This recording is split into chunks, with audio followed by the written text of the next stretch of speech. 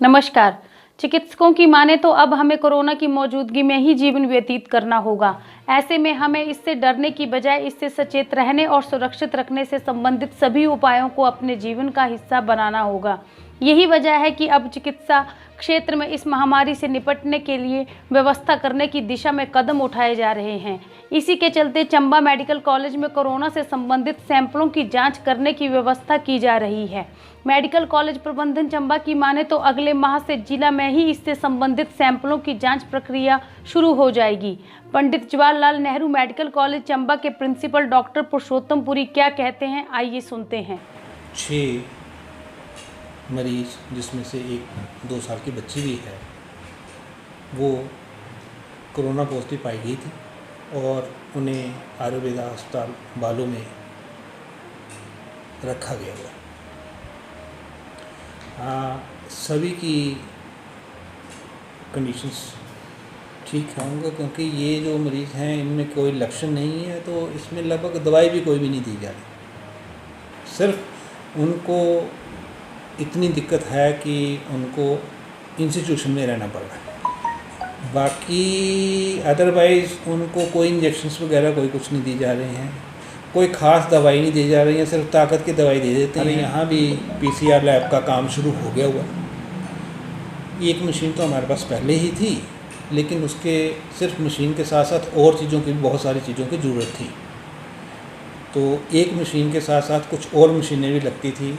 उन सब के हमने ऑर्डर्स, परचेज़ के ऑर्डर्स प्लेस कर दिए हुए हैं और आज शायद उनमें से 2-3 चीज़ें, मशीनें जो थी, कुछ पार्ट्स जो वो आज कल में आ भी जानी है। बाकी का जो पार्ट्स हैं वो हो सकता है 10-15 दिन और लग जाएं।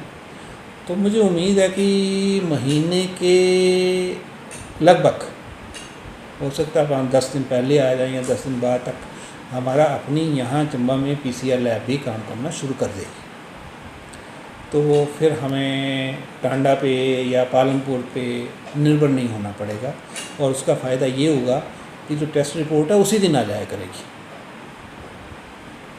और क्योंकि उनके विशेषज्ञ हमारे पास हैं, डॉक्टर्स हैं हमारे पास, टेस्ट करने वाले जो होते हैं या जो टेक्नीशियंस हैं वो ऑलरेडी हैं। ये कहने में कोई हिचकिचाहट नहीं है कि अब हमें कोरोना के साथ रहना पड़ेगा।